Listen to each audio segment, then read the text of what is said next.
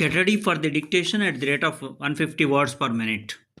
Dictation passage link is in description box. Get ready. 1, 2, 3, start. Mr. Chairman, sir, I oppose this bill on two grounds. Apart from the merits of the bill before the House, I am against any new taxation being imposed by the state. I have already advanced my reasons during the discussion of the budget in this House. My point is that before the government come forward with a proposal for any new additional taxation to be imposed upon the citizens of this state, they have to discharge a primary and essential duty which they have failed to discharge for the last so many years. I am not against the imposition of any new taxes for the purpose of carrying on the administration of our state as a welfare state. But my complaint is that before any new tax is sought to be levied, even though it be for a good reason, the government have to consider whether they could not put through an effective retrenchment program and cut down expenditure. It is a top heavy administration which we have inherited from the foreign government and which are continuing to have without any change for the last so many years. My first objection is that this government have no right to consider fresh taxation proposals. Before doing so, they should consider the desirability of effecting suitable retrenchment, which should certainly not be in the lower ranks. Retrenchment is always affected in the lower grades and the upper grades are not touched at all. We have got a top heavy administration and there are very many undesirable and unnecessary posts in the state. These posts must be abolished and there must be retrenchment in all the departments. Has there been any retrenchment worth mentioning? The administration is being carried on in the same old manner and the same officials are there, although here and there a few changes have been made. As a member of the legislature, I have been pressing for the abolition of the Board of Revenue. It is an unnecessary body and is nothing but the fifth wheel in the coach. This government have not yet attempted to think about the advisability of abolishing the Board of Revenue and other unnecessary posts. This is my first objection. Sir, there seems to be no end to the enhancement of taxation by the government. Prior to the introduction of the sales tax, we had the land tax as our Kamadenu. But after the appearance of the sales tax, this Kamadenu of land tax began to kick and it also got famished. There were land disputes between the landlords and tenants, and the tendency of the government has rightly been to support the tenant.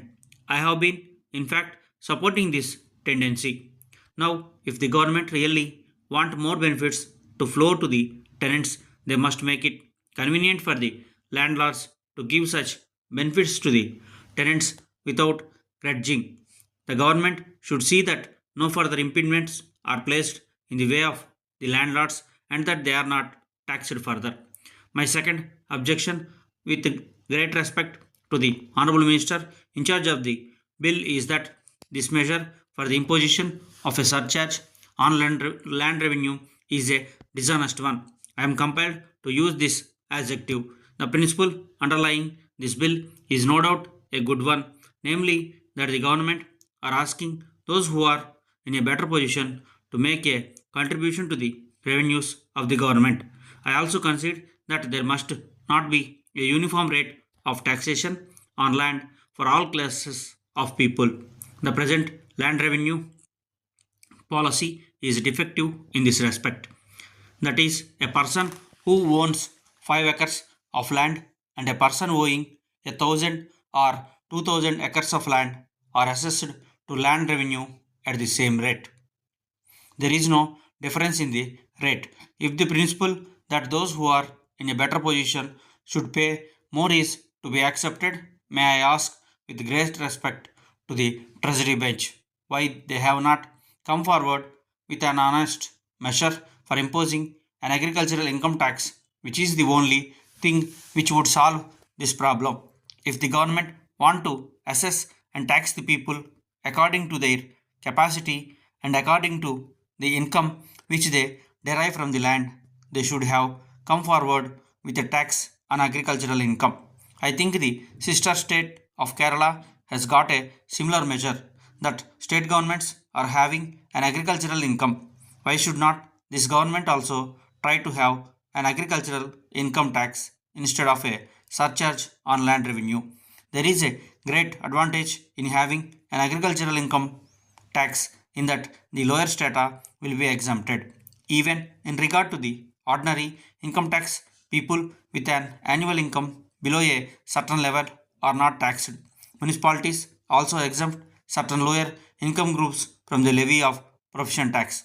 Why should not the government adopt a similar principle in regard to the persons who are engaged in agriculture and who are really contribute to the food requirements of the state and who are really working for the welfare of the country?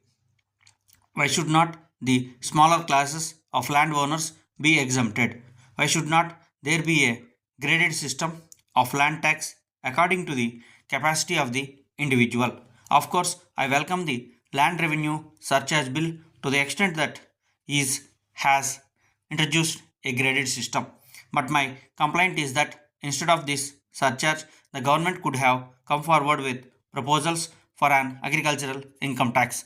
As far as the district of Malabar is concerned, we had some difficulties in regard to this surcharge on land revenue on account of the peculiar land tenure system obtaining there.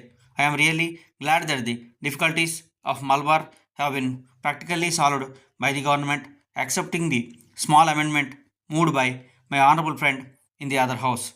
To this extent, also, I welcome the bill, but my general objections to this kind of taxation remain, namely that first of all the government must affect retrenchment, and secondly there must be a scientific system of agricultural income tax. With these few words, I am obliged to oppose the measure. Stop.